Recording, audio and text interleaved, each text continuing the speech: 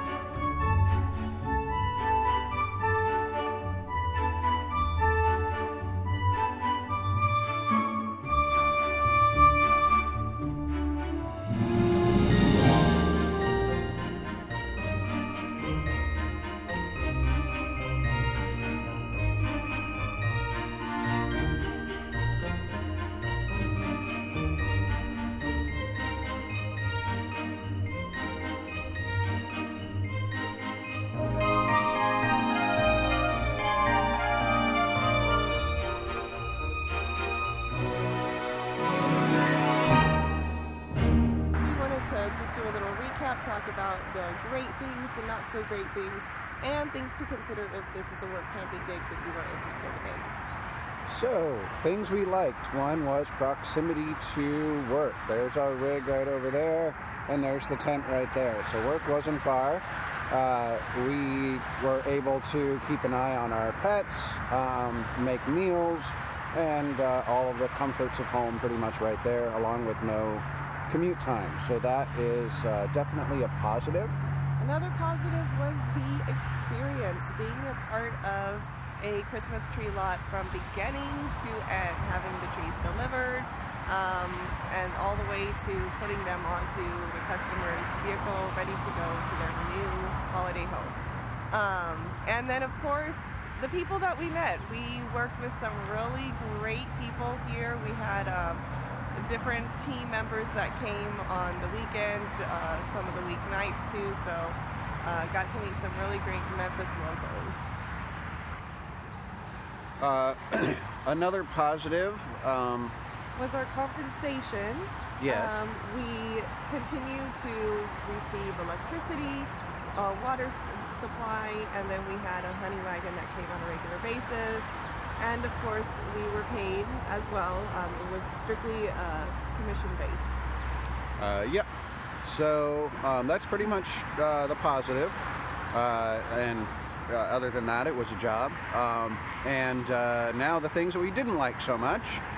I'm going to start off with it rained every weekend this year, which kind of killed sales a little bit. Yes. And the second bad thing about that is we're on a dirt lot, so it basically became a giant mud pit.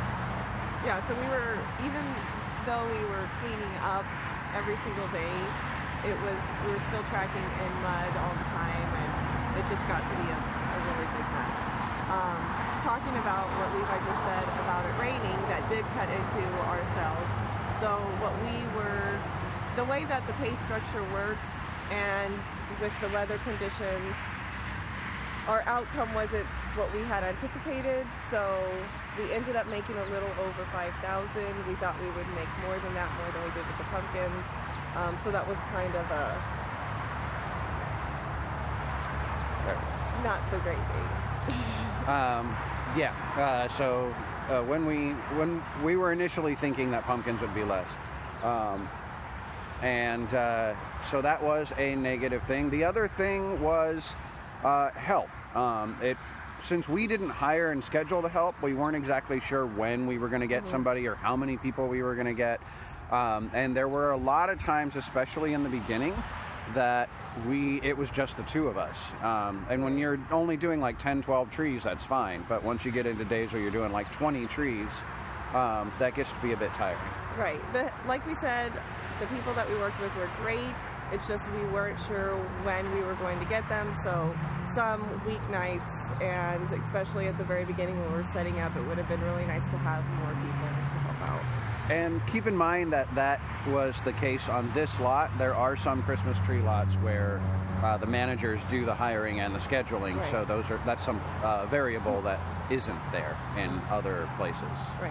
And then also speaking about that, I can't attest to this as much as you will be able to, because I was able to lift 6-7 foot trees, but you did most of the lifting and most of the labor, so I know that was pretty tough. Yes, there were days that it wasn't, but for the most part, it was labor intensive. You're lifting Christmas trees, putting them on top of vehicles, and so even you saw in the previous videos. I would say on a scale of 1 to 10, getting the trees and like the setup probably was really high, like 7 to 9. And then on a day-to-day basis, on a scale of 1 to 10, it'd be more like between a 5 and a 7. So you were physically active the majority of the time. So if you compare this to like Amazon or sugar beet harvest, you are on your feet all the time with those jobs, not so much with this, but in this situation there was much more labor intensity involved, and we weren't being paid every single hour that we were working if you kind of did the math on that. Yeah. So just some things to consider. Yeah. Just like any commission-based job, you are only going to get paid if you're selling something. So a slow day, you're not going to make much money. And there are some jobs that do a lot, like a base pay, and then you get your particular commission structure. And again, every job is going to be different. So we're just telling you what ours is. Yes, our experience. And as far as any other negatives, I can't really think of any. One downside is that since it takes both of you to run the lot, if you are going to be doing just the two of you, you're literally married to the lot, because once somebody shows up, you can't be more than 5 minutes away from the lot because you might sell a Christmas tree. So not being able to go anywhere for a month can be maddening for some people. So if this is something that you are interested in, we do have a couple of suggestions on questions to ask your employer during the interview process, just to kind of clarify everything and make sure that this is a good fit for you and your traveling partners. A couple of questions to ask is, where is the lot? If you're worried about security, is there like a gate or some kind of enclosure? What are some other ones? What is the commission structure? In this particular one, we were paid a set fee per tree that we sold, and then 10% of accessories. Other places have a percentage of each tree. So definitely know exactly how you're going to get paid. And also ask about what the average lot typically makes per year. If weather plays a big part in it, I mean, obviously it did in our situation. Might want to ask them about how help is handled. Do you hire the help? Do they provide it for you? And of course, what services are provided as far as your hookups? How many hookups are on site? And are they going to pump you out, and how often they're going to do that? I mean, once a week is kind of the norm, it seems like, but if they start saying something like every 2 weeks, it might be a stretch. Right. I think that's pretty much it. Yeah. Like all of our work heavy jobs, there's ups and there's downs to each and every one of them. But we do this because we want to step out of the box. We want to experience other occupations and just kind of learn and grow from each of our experiences. And we don't regret that we do this or that we try all of our other work camping jobs, because it makes for great stories in the very end. But if you have any further questions that we didn't answer, please ask them in the comment section below this video. Or if you just want to make any type of general comment below. Don't forget to subscribe to our YouTube channel. Yep, we're also on Instagram and Facebook, and you can go to our website, henleyshappytrails.com. We always encourage any comments and suggestions because we like to hear from our readers. All right, and I guess we'll both say Merry Christmas. Merry Christmas, Happy Holidays, Happy New Year, and Happy Trails. Happy Trails.